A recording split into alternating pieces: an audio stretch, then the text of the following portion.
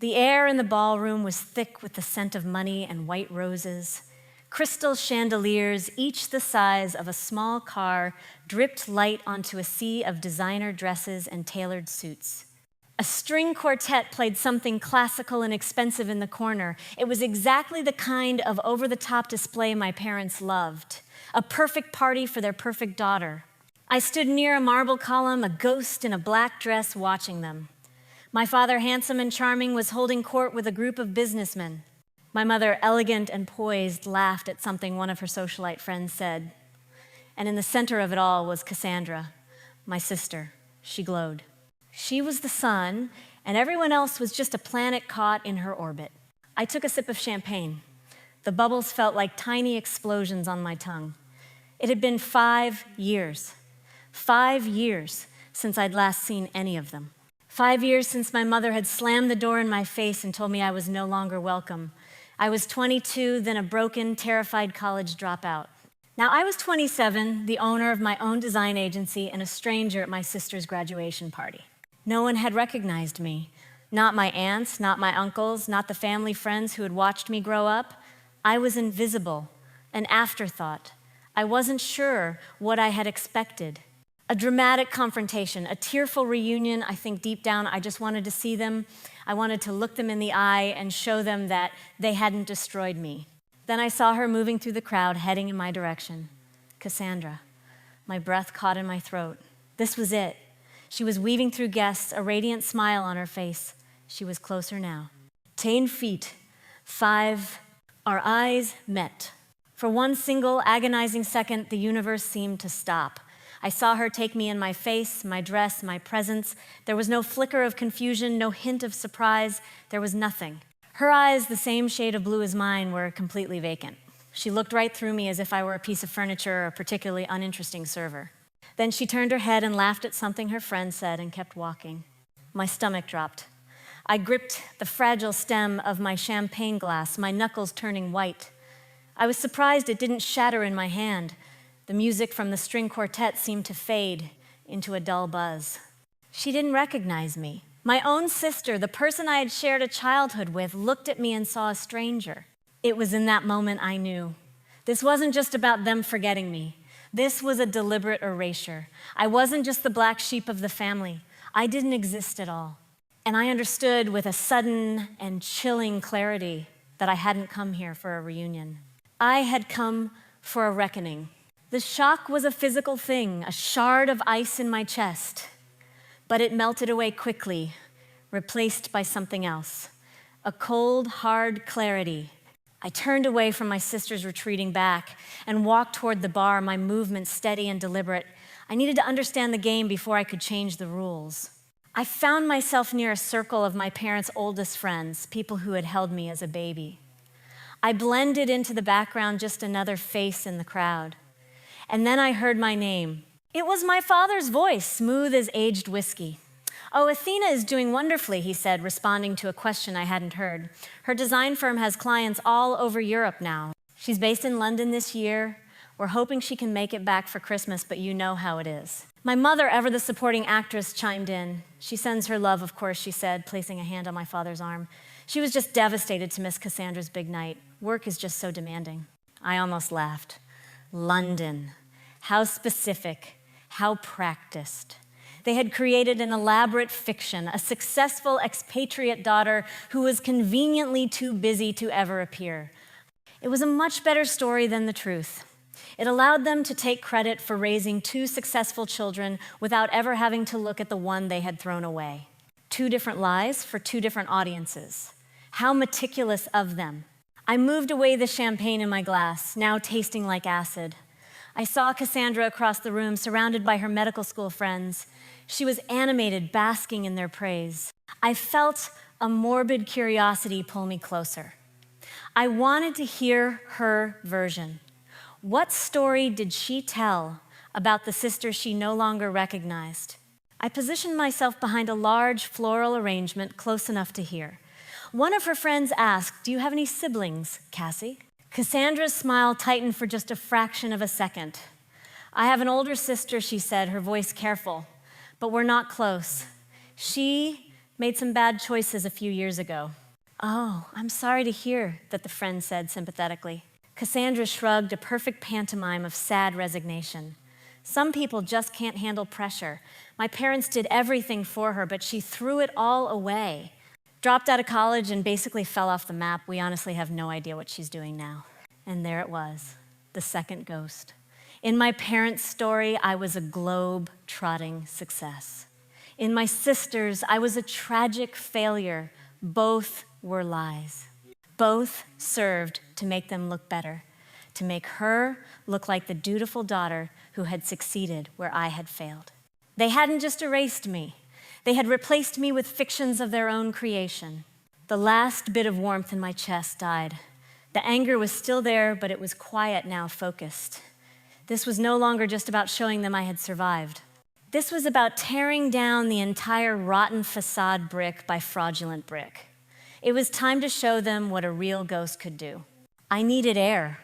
I stepped away from the crowd, my mind racing, trying to process the sheer audacity of their lies. I was standing near the entrance when a voice, warm and familiar, cut through the noise. "Athena, is that really you?" I turned. It was Professor Howard, one of my favorite teachers from my brief time in college. He was older now with more gray at his temples, but his eyes were just as kind as I remembered. He was the one person who had told me my design work had a future. He was the first person in the entire room to truly see me. A genuine smile touched my lips for the first time that night. "Professor Howard," I said, my voice a little shaky, "I didn't expect to see you here." "I teach a few humanities courses at the medical school now," he explained, his face crinkling into a smile. "Cassandra was one of my students, a brilliant girl." He paused, studying me. "I heard you left school. I always wondered what happened to you. You had such incredible talent." His words were a balm on a wound I didn't know was still so raw. "I had some things to work through," I said carefully. "But I'm doing well. I own my own design agency now." His face lit up with what looked like genuine pride. "An agency, Athena, that's wonderful. I always knew you had it in you. Your work was exceptional even back then." For a few minutes we talked. It felt good to be seen, to be acknowledged for who I was, not who my family pretended I was. Then he said, "Wait right here. There's someone you have to meet." He returned a moment later with a distinguished middle-aged man in an impeccably tailored suit. "Athena, Professor Howard said, I'd like you to meet Dr. Gregory, the dean of the medical school." I was just telling him about your agency. Dr. Gregory extended a hand. His handshake was firm. "A pleasure to meet you, Athena. Professor Howard speaks very highly of your work." "Thank you, sir," I said, my professional instincts taking over. My voice was steady, confident. I was no longer the outcast daughter. I was the CEO of Athena Design Agency. Actually, Dr. Gregory continued his expression, thoughtful. "It's quite a coincidence. We've been looking for a firm to handle a complete redesign of the medical school's website and branding materials. Our current look is, well, it's about 20 years out of date." My heart started beating faster. This was the kind of project that could elevate my agency to a whole new level.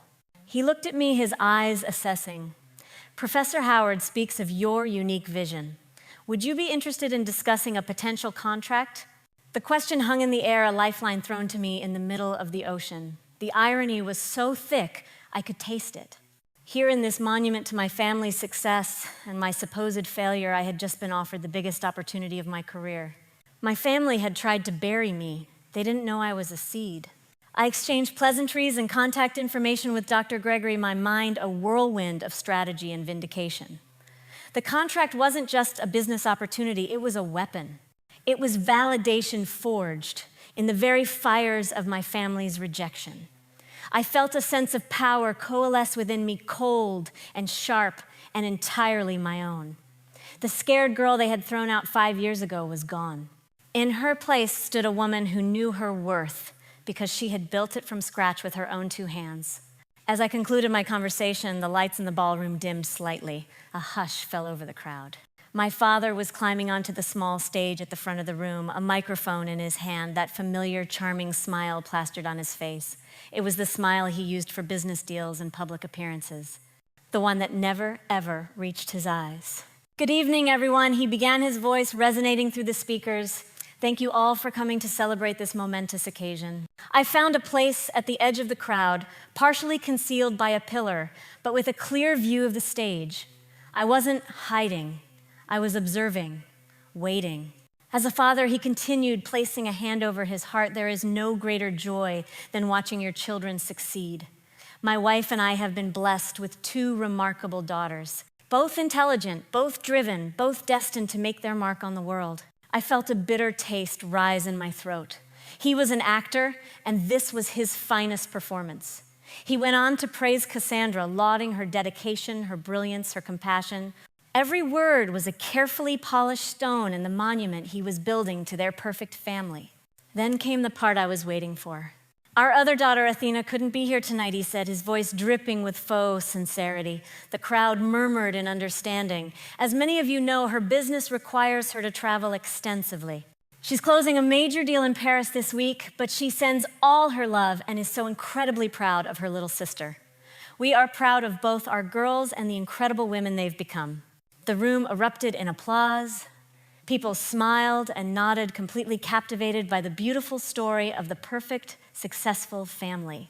But I wasn't clapping.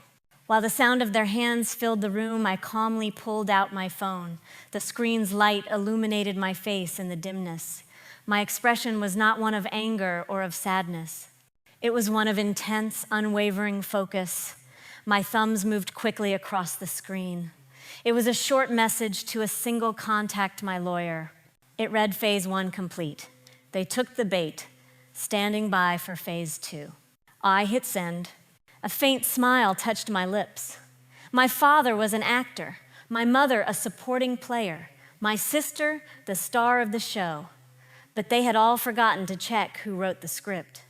This wasn't their party. It was my stage. As the applause died down, my eyes found Cassandra in the crowd. She was glowing from our father's praise, but then I saw her glance down at her own phone. The brilliant smile on her face faltered. Her eyes widened, a flicker of panic cutting through her perfect composure. I saw the color drain from her cheeks. Of course, the bait. The polite professional letter my lawyer had sent to her parents' attorney 2 days ago, a simple inquiry into the status of my grandmother's trust fund. Just a little nudge to see what would scurry out from the darkness. Cassandra mumbled a hasty excuse to her friends, her eyes darting around the room as if looking for an escape. Then she turned and walked quickly, almost running toward the quiet hallway that led to the private conference rooms.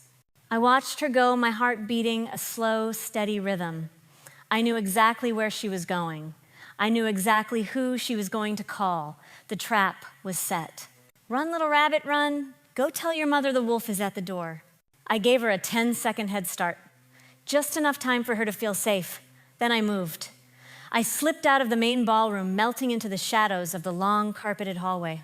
The music and laughter of the party faded behind me, replaced by the quiet hum of the building's air conditioning. It was cold here, clinical. I moved silently, my heels making no sound on the thick rug. I was a hunter now, and the adrenaline that coursed through my veins was not born of fear, but of purpose. I saw Cassandra up ahead. She fumbled with the handle of a door marked Private Conference Room B, glanced nervously back down the empty hall, and then disappeared inside, closing the door behind her with a soft click. She was panicked, and panic makes people careless. I approached the door as quietly as a breath of wind. I could hear her muffled voice inside the words, indistinct, but the tone urgent and high-pitched. This was it, the moment my entire plan hinged on. I pulled out my phone, my movements, economical and precise. I swiped to the voice recorder app, my thumb hovering over the red button. My heart was pounding so hard I could hear it in my ears, a frantic drumbeat against the silence of the hall. But my hand holding the phone was perfectly steady. I pressed my ear against the cool wood of the door, took a silent, calming breath, and hit record. I know it was from her lawyer. Cassandra's voice was sharp with fear. How is that even possible? I thought she disappeared for good. There was a pause. She was listening to our mother on the other end of the line. No, Mom, nobody has recognized her. I walked right past her. I'm telling you, she looks different. But what if she heard Dad's speech? What if she's here? What are we supposed to do? Another pause. I could imagine my mother's voice trying to be soothing, trying to be in control. Don't tell me to be calm, Cassandra hissed. What about the trust fund? We were so close. The lawyer said since she's been out of contact for 5 years, we could file to have her portion declared forfeited. He was confident it would work. My blood ran cold. It was one thing to suspect. It was another thing to hear the words, to hear the cold transactional nature of their betrayal laid bare. This wasn't just about appearances. It was about money. It had always been about money. But what if she makes contact? Now, Cassandra's voice was almost a wail. What if this whole thing blows up in our faces? In front of all these people, she listened again for a longer time now. I could hear the tinny squawk of my mother's voice through the phone, even if I couldn't make out the words. Cassandra's posture seemed to change. She stood up straighter. My mother was reassuring her, feeding her the same poison that had sustained them for years. You're right, Cassandra said, finally, her voice regaining its familiar arrogant edge. You're right. She made her choice 5 years ago when she dropped out. She chose to throw her life away. And then came the line that would seal their fate, the line that I would play back in their nightmares. That money is better off with someone who actually did something with their education, Cassandra said with a cold, dismissive laugh. Someone who made you proud. I had it. I stopped the recording. I saved the file, my movements swift and silent. I backed away from the door just as I heard Cassandra saying her goodbyes. I slipped into an alcove across the hall, concealing myself behind a large potted fern just as the door to conference room B opened. Cassandra stepped out, her face still pale, but her expression now one of grim resolution. She smoothed down her dress, took a deep breath, and pasted her perfect smile back on her face before heading back to the ballroom. Back to her party, back to her throne. I stayed hidden in the shadows for a long moment, looking down at the phone in my hand. It didn't feel like a phone anymore. It felt like a weapon, a key, a verdict. The recording was safe. A digital ghost ready to whisper the truth into 100 ears. The trial was over. All that was left was the sentencing. I walked back into the main ballroom. The ghost was gone. In her place was a queen returning to claim her throne. My steps were measured, my gaze unwavering. I saw them standing in a small, self-important circle. My mother, my father, Dr. Gregory, and Professor Howard. The perfect audience. I changed my trajectory and walked directly toward them. My mother saw me first. Her practiced smile froze on her lips. For a terrifying second, I saw raw, unfiltered panic in her eyes before the mask of polite society snapped back into place. She saw a problem, and her instinct was to contain it. Athena, she whispered as I approached her voice, tight as a wire. What are you doing? We need to talk. Privately. She made a subtle move to take my arm to guide me away from her important guests. I took a small step back, just out of her reach. The rejection was quiet, but absolute. Why, Mother, I asked, my voice calm and clear enough for everyone in the small group to hear. You've all been talking about me so publicly all evening. I think I deserve a chance to speak for myself, don't you? Dr. Gregory and Professor Howard exchanged a curious glance. My father turned, his jovial expression vanishing when he saw me. Athena, he said, his voice a low warning, this is not the time or the place. Really? I replied, raising an eyebrow. It seemed like the perfect time and place during your speech. The one where you told everyone I was closing a deal in Paris.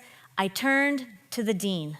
I apologize for the confusion, Dr. Gregory. As you can see, I am not, in fact, in Paris. The dean's eyes widened slightly as he connected the dots. The tension was palpable. Just then, Cassandra rushed over, drawn by the disturbance in her perfect party's force field. What is going on? She demanded, looking at me with pure venom. Who even invited you? You show up after 5 years just to create a scene and ruin my special day. The accusation, so predictable, so perfectly in character, was the cue I had been waiting for. I turned my full attention to my sister. The calculated coolness in my own voice seemed to startle her. Ruin your day, Cassandra, I said, letting the silence hang for a moment. I thought I might have been the cause of your very urgent phone call a few minutes ago. I watched her face. The blood drained from it, leaving behind a waxy pale sheen. She knew. I leaned in just slightly, my voice dropping, but losing none of its sharp edge. Or are you perhaps just worried about the letter our parents' lawyer received on Thursday?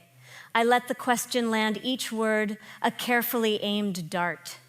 The one asking about grandmother's trust fund, dead silence. It was absolute. My father's jaw was clenched so tight I could see the muscles twitching. My mother looked like she might faint. Cassandra stared at me, her mouth slightly open, a mask of pure, unadulterated horror on her face. They were caught. It wasn't just a confrontation anymore. They understood in that sickening, heart-stopping moment that this was an ambush. Dr. Gregory and Professor Howard looked from me to my family, their expressions a mixture of shock and dawning comprehension. They knew they were witnessing something far more significant than a simple family squabble. Before any of them could find their voice, a calm, steady presence appeared at my side. It was Jordan, my business partner. He was dressed in a sharp, dark suit, looking every bit the successful executive he was. And standing just behind him was another man I recognized instantly from my briefings, Marcus, my lawyer. Jordan placed a comforting hand on my shoulder, but his eyes fixed on my family were anything but comforting.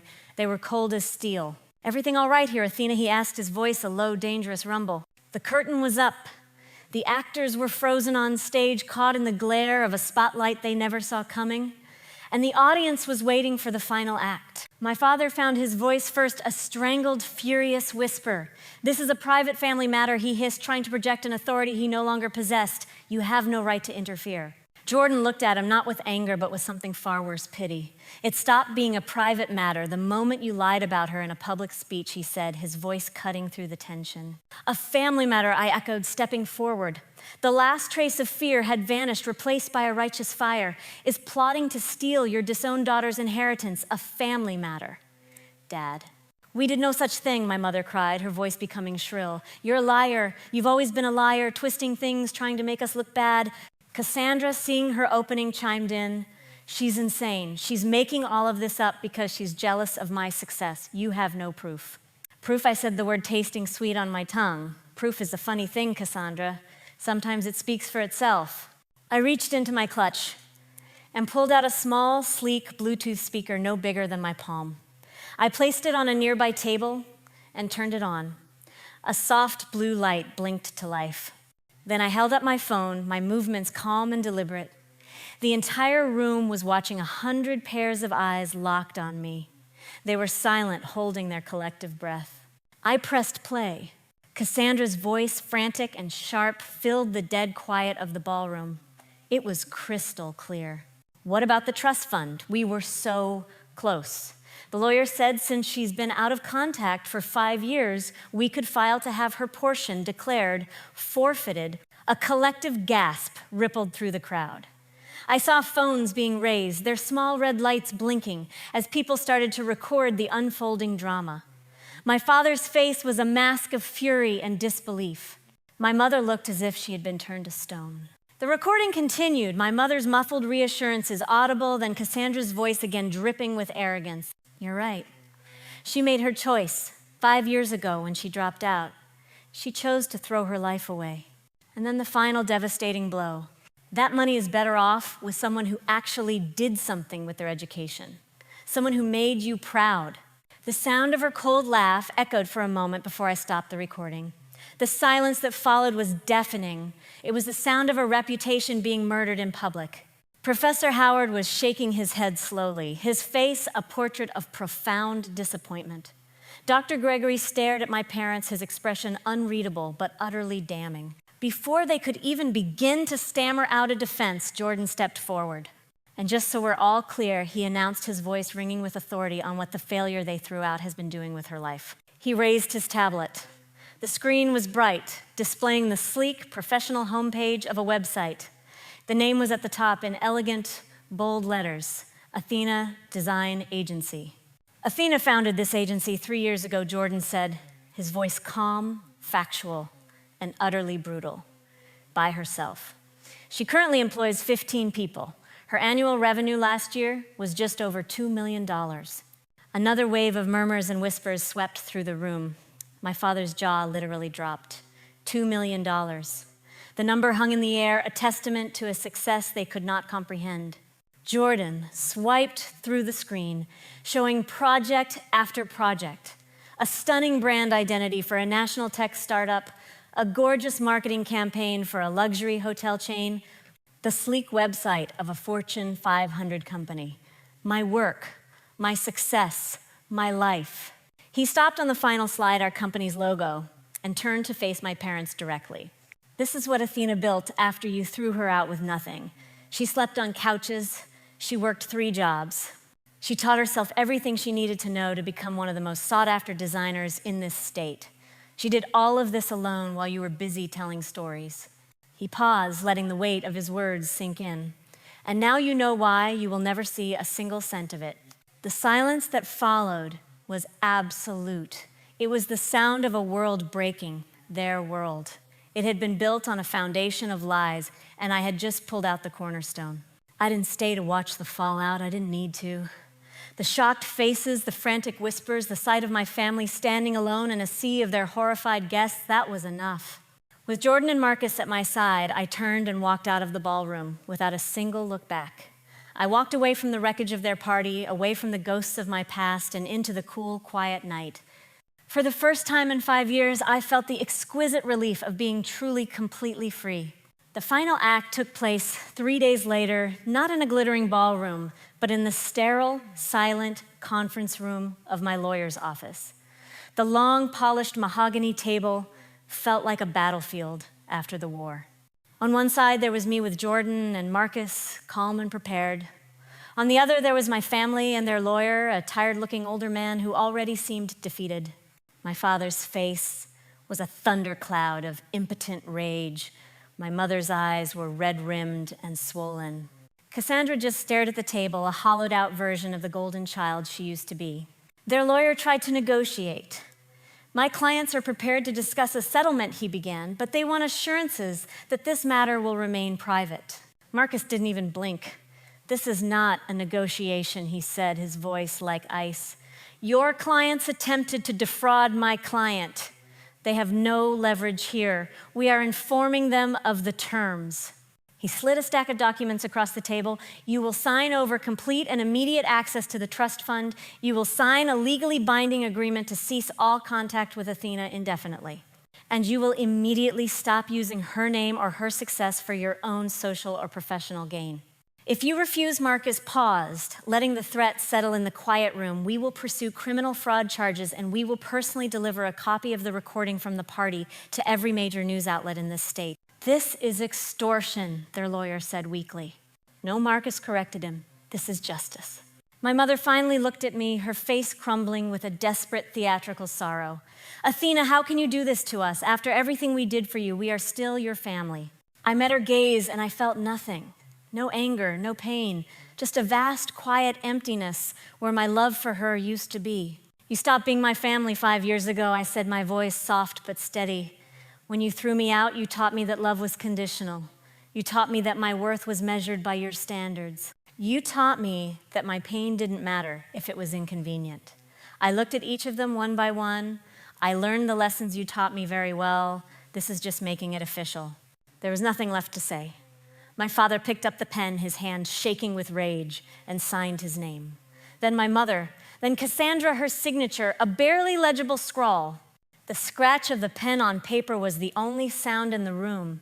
Each signature was another chain breaking another weight, lifting from my soul. In the months that followed, their world continued to crumble. The story of what happened at the party spread through Nashville's elite circles like a virus. Friends stopped calling. Business partners quietly dissolved partnerships. My father's company suffered. My mother withdrew from her social clubs, unable to face the judgment. Cassandra, with her ethics now publicly questioned, failed to secure a residency placement in the state and eventually moved away, hoping to outrun a story that would forever be attached to her name. They had built their lives on the illusion of a perfect reputation, and when that was shattered, they had nothing left. The medical school contract came through the following week. My agency flourished. We hired more staff, moved into a larger office downtown with a panoramic view of the city. The trust fund, it turned out, was substantial. My grandmother had been a wise investor, but the money was never the point. It was the proof that I had been right to believe in myself when no one else would. 6 months after the party, I stood in my new office watching my team collaborate on a major national campaign. The afternoon sun streamed through the floor-to-ceiling windows, illuminating the vibrant, creative space I had built. I looked out at the Nashville skyline, the city that had once been the site of my greatest pain and now was the foundation of my greatest success. They had tried to erase me. Instead, they gave me a blank canvas, and I painted a masterpiece.